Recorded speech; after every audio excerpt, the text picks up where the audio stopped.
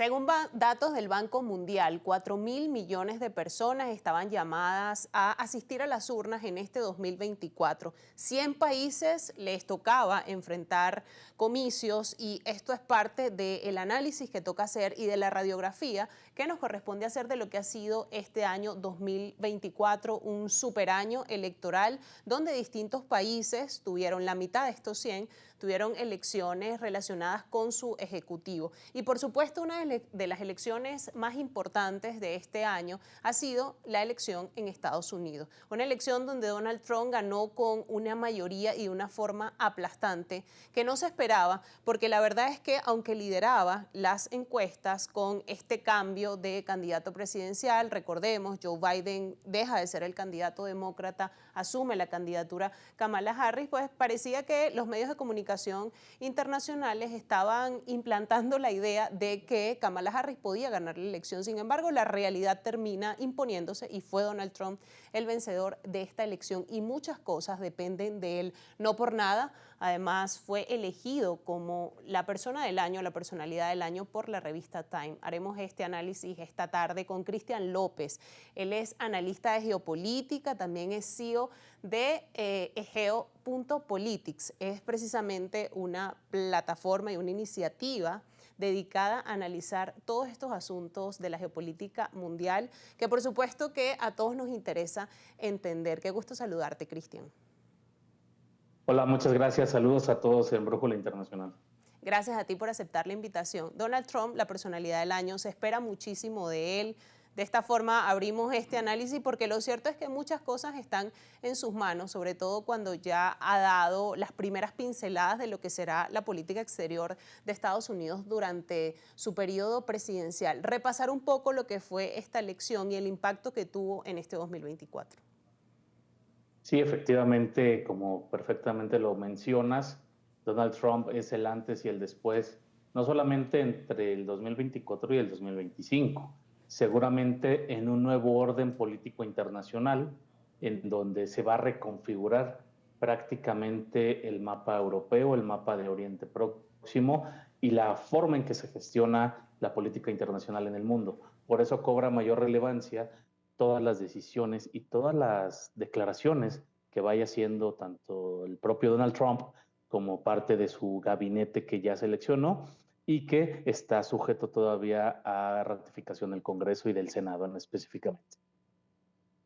Que su victoria parecía, pues, no tan aplastante como se dio. La verdad es que Donald Trump va a gobernar con una comodidad que para algunos es pasmosa, sin embargo, a él le va a permitir realmente implementar esas promesas de campaña que ya había adelantado cuando era candidato. Una candidatura que además vale la pena en este punto recordar, marcada por atentados, marcadas por persecuciones judiciales. Entonces esto hace que quizás la gesta que él alcanzó al lograr volver a la presidencia en Estados Unidos sea mucho mayor. Una carrera presidencial además marcada por distintos elementos, ¿no? Y eso nos lleva a revisar también la política estadounidense durante la presidencia de Joe Biden y cómo la figura de Estados Unidos como potencia hegemónica quedó muy cuestionada. Se notó en este 2024 la debilidad de Estados Unidos como potencia. Sí, efectivamente es un Donald Trump que se nos olvida, pero al inicio le ganó la carrera al establishment republicano. Eso es muy importante mencionarlo, porque Estados Unidos funciona con establishment. Es decir, hay una cúpula política, independientemente de que sean republicanos o demócratas, que gobierna y ha gobernado Estados Unidos. Esta disrupción de Donald Trump le gana la carrera a la familia Bush y a otras familias poderosas de Estados Unidos, primero dentro del Partido Republicano y posteriormente a todo el establishment demócrata, que es, creo yo, más fuerte en este momento.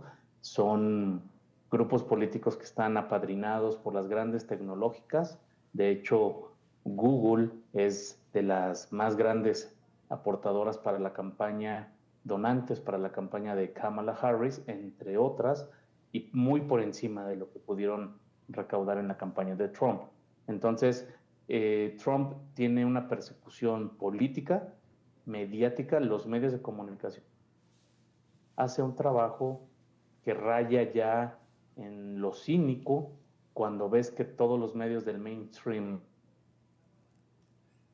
prácticamente lo mismo y sus conductores dicen prácticamente lo mismo, la línea editorial pocas veces la modifican y es ahí cuando se evidencian que hay una línea dura en contra de Donald Trump. Y también tenemos una persecución legal en donde cada cierto tiempo tenía una nueva acusación, acusaciones muy poco infundadas, la mayoría de ellas, y la mayoría de ellas ganadas por los abogados de Donald Trump, pero también tenía una persecución de seguridad que lo vimos en la campaña con un atentado que afortunadamente fue fallido, y digo afortunadamente porque para una democracia tan grande en donde es la primera economía del mundo, no es bueno para ninguna parte del hemisferio, y yo hablo como mexicano, mucho menos para nosotros como México, tener un país que hubiera tenido esa crisis política si se hubiera logrado ese atentado. Pero las grandes preguntas aquí surgen.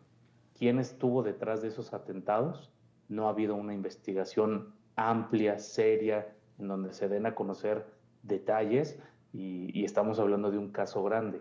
Tampoco sabemos desde hace algún tiempo quién toma las decisiones en la Casa Blanca. Claramente, y desde hace tiempo, no es Joe Biden. Hemos visto un deterioro cognitivo grave y muy serio, lo señalamos también en la campaña de Joe Biden, pero entonces, ¿quién está tomando las decisiones? Que aparte son decisiones relevantes para el mundo, relevantes para Estados Unidos, y nadie nos dice quién está detrás de cada decisión y cuál es lo que los motiva, cuál es el fundamento para tomar decisiones como, por ejemplo, las últimas que son más graves postelectorales, que es permitirle a Ucrania, ya con un resultado electoral muy adverso para los demócratas, sin Cámara de Representantes, sin el Senado y sin la Suprema Corte, y obviamente sin el Ejecutivo, y autorizarle a Ucrania el uso de los misiles ATACMS, que son misiles de un largo alcance, a diferencia de los que venía usando de manera defensiva, ya los ha podido usar en suelo ruso, que es la primera potencia nuclear de este mundo. Entonces, nadie se hace responsable. Únicamente dicen la Casa Blanca autorizó, y después cuando quieras pedirles cuentas, no puedes ir con un edificio que se llama Casa Blanca a pedirle cuentas. Tiene que haber nombres y tiene que haber personas responsables de todo esto, porque están metiendo al mundo en una situación inestable, no solamente de seguridad en términos nucleares, en términos militares, sino que eso también lleva a consecuencias de crisis económicas, a consecuencias de crisis políticas, y si no, preguntémosle a Alemania, la gran crisis económica en la que se está hundiendo, y ya tiene la crisis política encima. Ya su canciller Olaf Scholz ha perdido la moción de confianza y se va en febrero. Entonces, hay muchos temas del 2024 claves que tenemos que analizar, pero hay que hacernos varias preguntas porque no podemos cabalgar a ciegas. Ciertamente, Cristian, porque además Donald Trump no solamente se ha enfrentado al establishment doméstico, sino también quiere intentar cambiar las decisiones de política exterior en Estados Unidos. Sobre esto vamos a hablar al regreso de esta pauta, las decisiones que va a tomar con respecto a Rusia y Ucrania y la situación en el Medio Oriente, que la verdad es que no hace más que encenderse y subir la temperatura. Vamos a hacer una pausa en esta conversación con Cristian López. Él es analista de geopolítica. Explicábamos un poco por qué es importante revisar en este 2024 la elección de Donald Trump como personalidad del año, declarada además por la revista Time, y a partir de ahí revisar las decisiones que irá tomando. Al regreso vamos a revisar cómo estará el 2025 en función de las decisiones de política exterior que tomará Donald Trump. Pausa y regresamos.